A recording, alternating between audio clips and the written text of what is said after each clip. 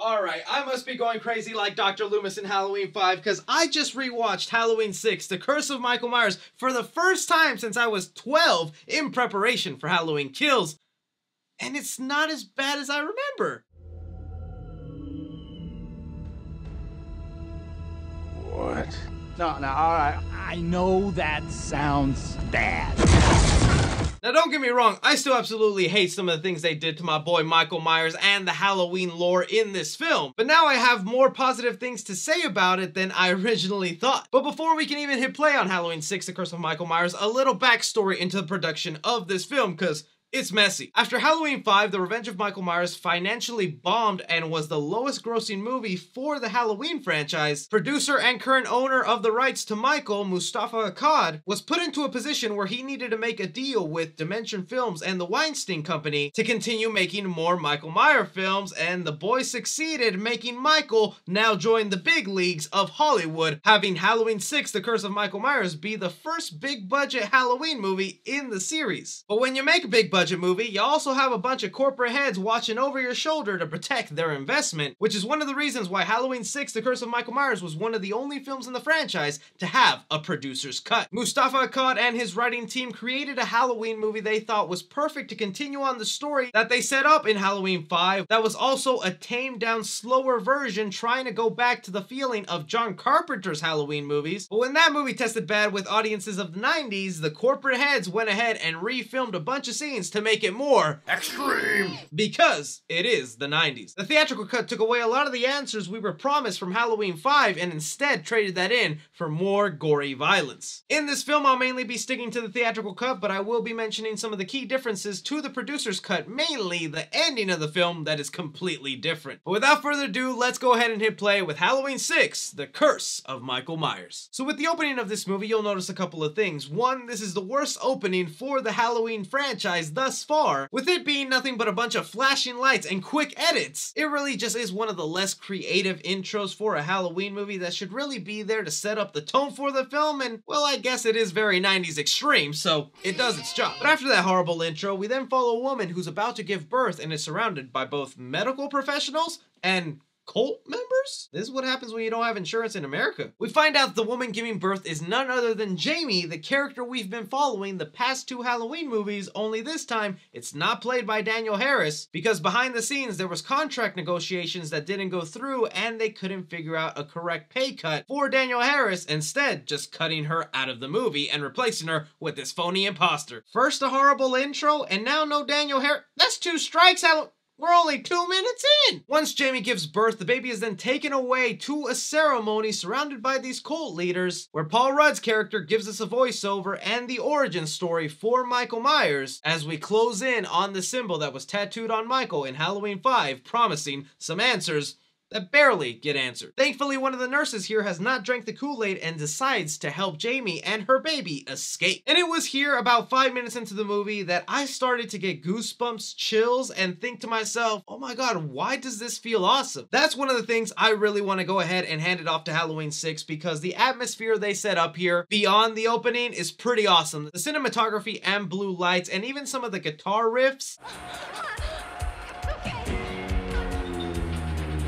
I think is so awesome. Michael then picking up the nurse, performing one of his signature moves on a wall with spikes on it? Who was decorating this place? Jamie makes it out of the facility, entering into an empty truck, and if we know there's an empty truck, there's a trucker around that's gonna be like, "They took my truck!" Jamie, not being able to inform this trucker on time that Michael is approaching, gets his neck snapped. Now here's one of the key differences that you'll start to see from the theatrical and the producer's cut, where in the producer's cut it was a simple neck snap and the guy just went ahead and fell, but in the theatrical cut they went ahead and added bone and blood exposure because it's the 90s and that means extreme. Jamie then tails it out of there on her way to Haddonfield, arriving at a bus station where she attempts calling into a radio station for help, only to have Michael close in on her. The chase continues until Jamie finally arrives at a barn thinking she is safe, only to have Michael pop up from the shadows and get rid of a fan favorite character that this franchise just loves to do. But man, if you're gonna kill off Jamie, what a freaking epic way to do it.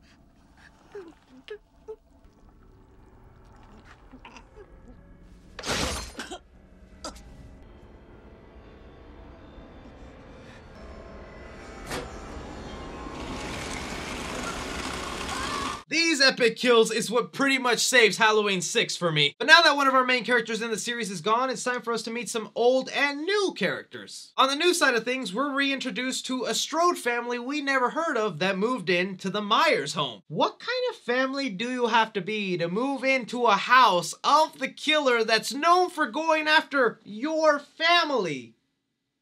Huh? The owners of this house are John and Deborah Strode, which is a nice little nod to John Carpenter and Deborah Hill, if only these two characters weren't in a toxic, abusive relationship. Just take a look at this. Oh yeah, that's it, Deborah. Just keep slipping her the cash. You know, while you're at it, I got a great idea. Here, why don't you give her all of our goddamn money? I see only one bastard in this house. What a nice damn tribute. But in this family, we meet the final girl replacement of Kara Strode, who would technically be the cousin of Laurie Strode, as she is the daughter of the brother of Laurie's dad. Kara Strode is returning home after a failed relationship and wanting to return to school, who is also tasked with taking care of her son, Danny Strode, that is being haunted by the Man in Black and some obvious Michael Myers tendencies. This is kind of one of the things that pisses me off about Halloween 6. Why are they baiting us with another sadistic kid killer that would somehow take up the mantle of Michael Myers? Weren't they trying to pull that same passing on the mantle crap to Jamie, but then they completely abandoned that idea, but they think, let's do it again, even though we know for sure we'd never make this kid Michael. But living directly in front of the Myers house is pervy Paul Rudd, who loves checking in on Kara when she's naked. We do find out, thanks to him calling into the same radio show that Jamie called earlier, that he's actually Tommy Doyle, the little kid that was being babysat by Laurie in the first movie, who's been obsessed with Michael Myers ever since and knows he's gonna return to Haddonfield eventually. And Paul Rudd playing Tommy Doyle was one of the things I was actually looking forward to when watching back Halloween 6, because now we know him to be this super megastar as Ant-Man and this great comedian in 40-Year-Old Virgin and Anchorman. But boy, was I effing wrong, because Paul Rudd does not help out this movie at all. If I was a betting man back when this movie came out and you asked me if that kid would ever become a superstar, I'd bet so hard against the dude. But there is something fun of seeing Paul Rudd do some bad acting knowing he's a great actor today. But even with this many strikes, Halloween 6 still has a little saving grace, and that is the return of Donald Pleasence as Dr. Loomis. Sadly, this not only is the last film for Donald Pleasence, but it's the last time he portrays the character of Dr. Loomis, as he passed away a few months after filming this role. He happening to be listening to the same radio show that all our characters have been listening to, and that's because I think he likes hearing other people thirst over Michael the way he thirsts over Michael. I know this may sound crazy, Barry, but I really think I'm in love with him. He's so untamed, so uninhibited. He's everything I've ever wanted in a man. And even though we find out that Loomis has retired, he's visited by an old colleague from Smith Grove, a character he talked to briefly in the first Halloween movie, asking him to come and take over the facility. We cut back to Paul Rudd's character, who's doing some detective work on that mysterious caller. He's able to recognize some of the bus station noises in the background and heads off to where he believes the phone call came from, coming face to face with something even more horrifying than Michael: poor janitorial conditions. Is this what pre-COVID life was like? Blood everywhere? The trail of blood leaves Tommy Doyle to the bathroom, where we find out Jamie had hidden her baby away in this bathroom, and not a single person has found it yet. Tommy deciding to take the baby to the hospital to get it checked out, performing some of his masterclass acting. What seems to be the problem? It's my baby. There's been an accident.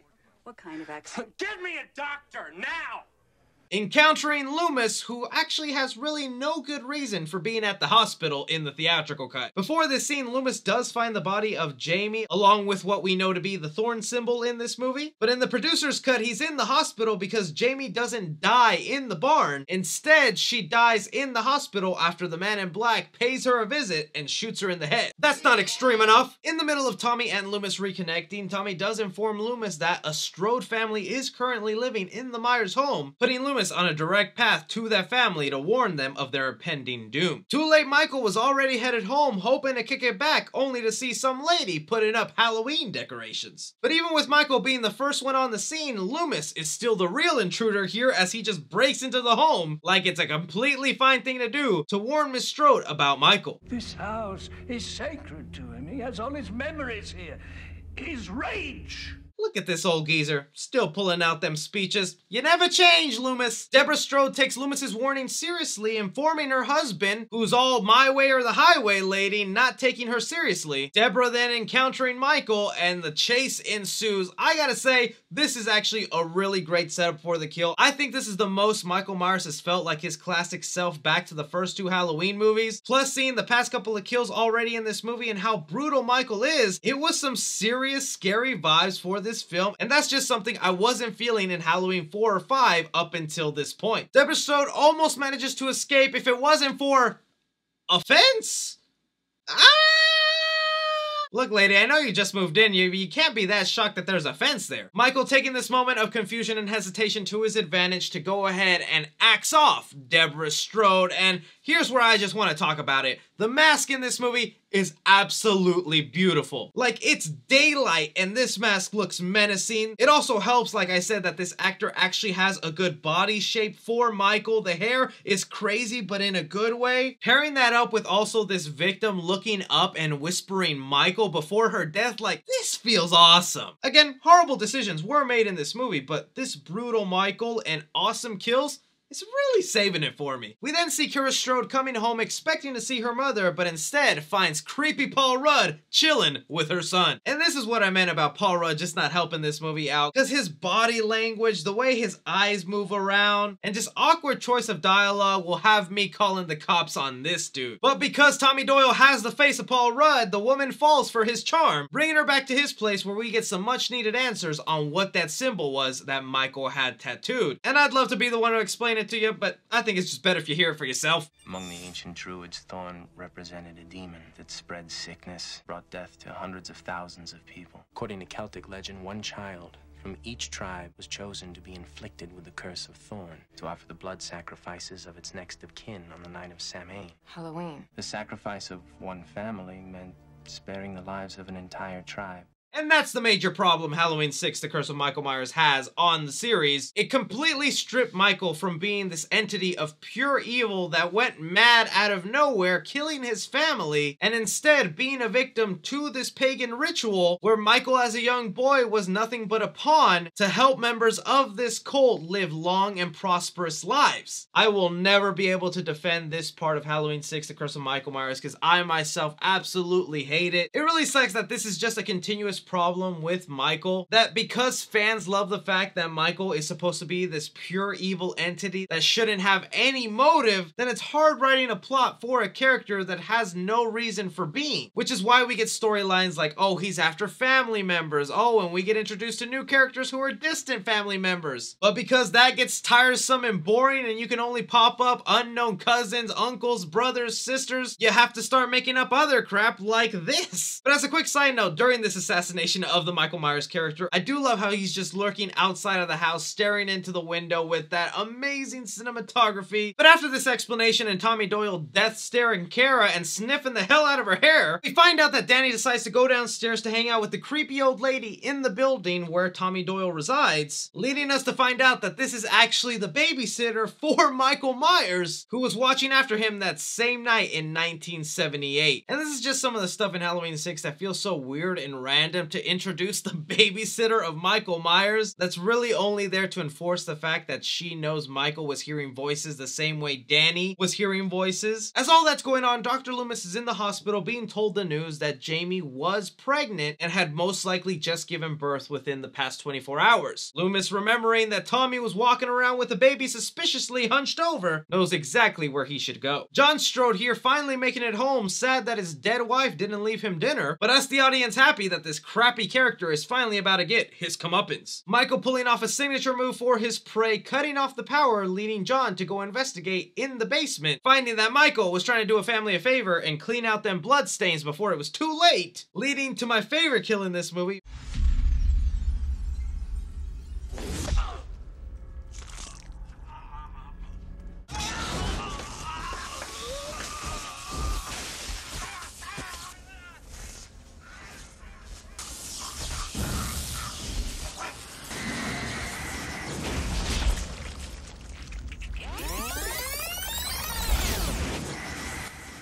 Extreme!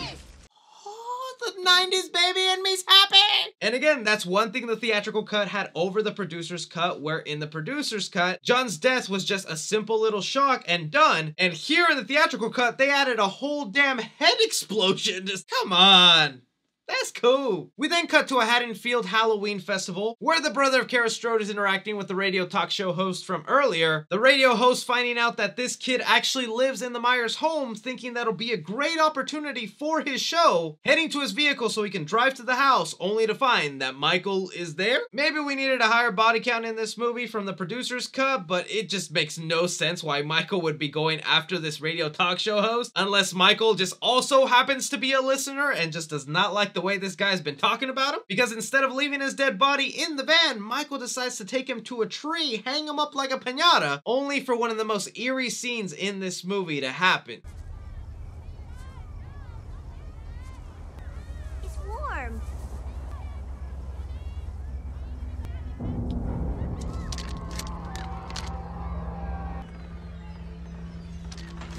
Maybe that's unintentionally funny to some people, but watching it back now, I think that was actually a really well done creepy moment. It's literally a little girl getting drenched in blood and being happy about it, like that's some sick stuff. But as our horny teens are getting it on in the Myers house, waiting for this radio host to show up, they are instead visited by Michael, who does hand the guy a towel, so come on, give him a break. Finishing this couple off as Kara across the street is witnessing it all go down, attempting to warn the victim with a phone call. Again, I think this is a well done suspense moment where it's a character wanting to help out another one, but because of the distance they have, there's not much she can do, feeling helpless and scared at the same time, and also witnessing her son walking to the same house the killer is at. Again, horrible choices were made in this movie, but some awesome ones were also done here too. Like this scene, for instance, of Kara actually springing into action, going straight to the home to save her son, finding the dead bodies of her relatives, including her mother, hanging from the ceiling, where Michael just re-grabs his axe that he left behind. Like, that was a pretty badass moment. Almost just as badass as Kara being able to trick Michael and performing a sneak attack on him. But as Kara and Danny are trying to escape, Michael comes back to life,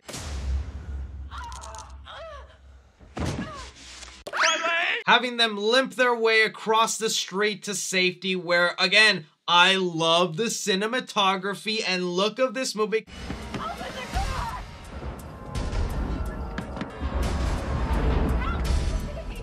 This is a chilling portrait that I think Halloween 6 pulled off. But as our characters finally arrive safely to the building of Tommy Doyle, we encounter one of the big twists of the movie, and that is the fact that the Man in Black was actually Dr. Wynn, the associate and colleague of Dr. Loomis all along. Maybe if Dr. Wynn actually was a recurring character throughout the series and not just a quick little 30-second scene in the first film, this would actually be shocking, but it just comes off as a weird explanation for who the Man in Black was. Honestly, I was way more shocked that the babysitter was in on this cult than Dr. Wynn. But just as our characters seem to be pinned into a corner, locked in this house by cult members, Kara thinks of a brilliant solution. And his name is John C.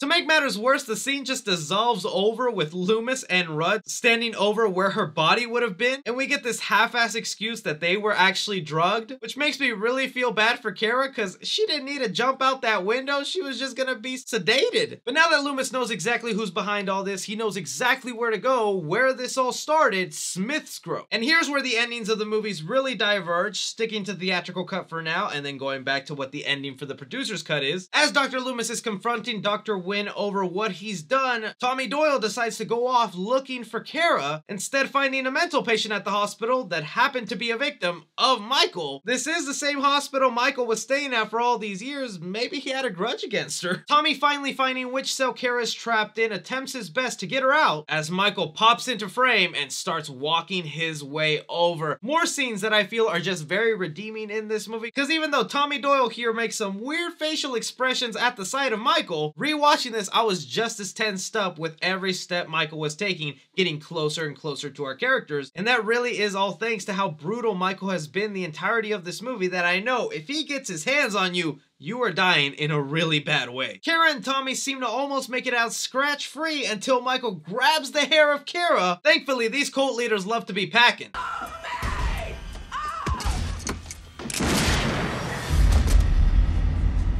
Freaking Paul Rudd shoots Michael Myers! That film. Our characters managing to escape, entering a hallway of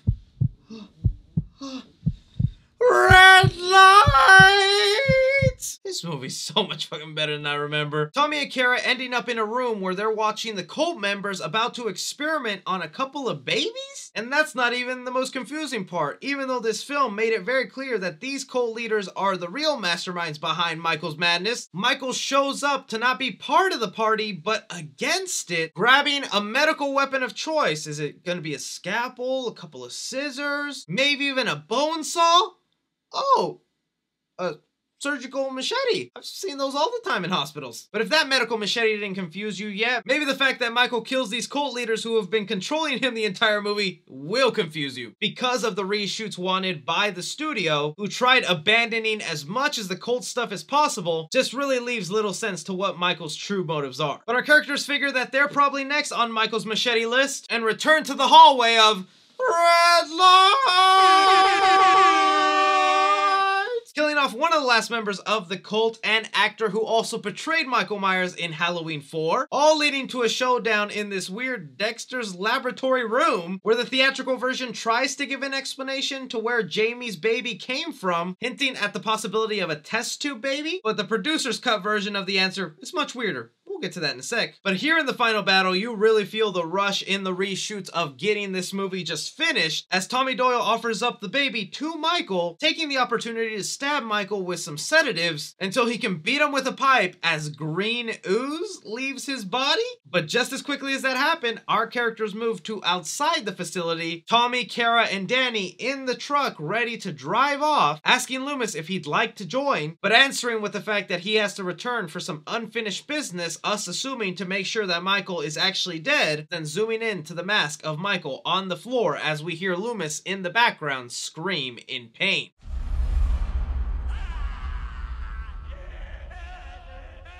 And most fans will tell you that's the death of Loomis in the series, which is a kind of sad way to go. But knowing that Donald Pleasence would not be back for another movie, this sort of off-screen kill with his scream in the back, as we know his intention was just to make sure Michael was dead, I think is an effective way to end the character. But let's get to the producer's cut ending, cause man, I'm sorry, I know there's fans out there of the producer's cut. If you can't tell by now, I prefer the theatrical cut. In the producer's cut, after Jamie is taken away by the cult leaders, she's put into a ritual where the Cult of Thorn will finish off what they started by sacrificing this family, and Michael there as their bodyguard, making sure everything goes according to plan. Just like, it's one thing to explain why Michael does the things he does, but to have him just standing there as you command him, I think is so embarrassing for the character. But during this ritual, we also get the explanation to who the father is for Jamie's baby. You know whose baby it is, don't you? Michael! The baby is yours, isn't it?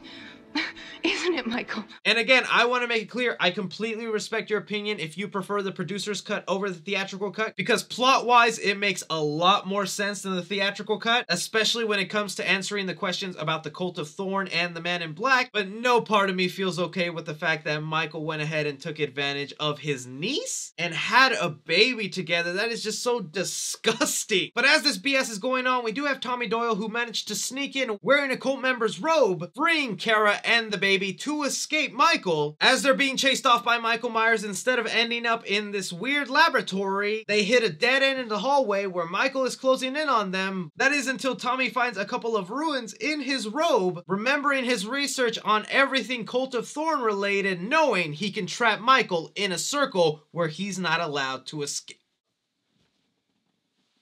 Michael Myers is reduced to being a damn sea bear from SpongeBob. I thought it was embarrassing enough of Michael in his Halloween costume watching over these cult members, but to see him there just stand and stuck because of a couple of ruins? No! We end up back with our characters outside as they say their goodbyes, and Loomis still wanting to go back into the hospital for some unfinished business. This time us, the audience, actually following him in, witnessing Michael on the floor, surrounded by these ruins. Loomis taking off his mask, only to see that it's Dr. Wynn. Michael has seemingly switched places with the Man in Black, hides off into the night, as Dr. Loomis then inherits the Cult Cult of Thorns symbol on his body, destined to be the new leader of the cult. And thank freaking goodness they never continued this storyline. Look, without a doubt, Halloween 6: The Curse of Michael Myers really ruined the character so badly that this is where they started creating different timelines for the characters and really started the whole choose your own adventure for Michael Myers. But if you take away all the Cult of Thorns stuff, I feel this film is just as good as 4 and 5. In fact, maybe even a little bit better with handling some of the kills, suspense, portrayal of Michael Myers. This movie for sure will always be hated for the assassination of the Michael Myers character, but now living in a timeline where we know this isn't the permanent end for Michael Myers and he gets his way out several times, watching this movie back now I think is just a fun little Elseworld story for the character of Michael. But I want to know from you guys, how are you feeling on Halloween 6: The Curse of Michael Myers? Do you like the Cult of Thorn trilogy? Am I crazy for being as positive as I was with Halloween 6? Really curious to hear from you guys, but I will catch you on the next Halloween review that deals with some water? H2O? But until then, take care.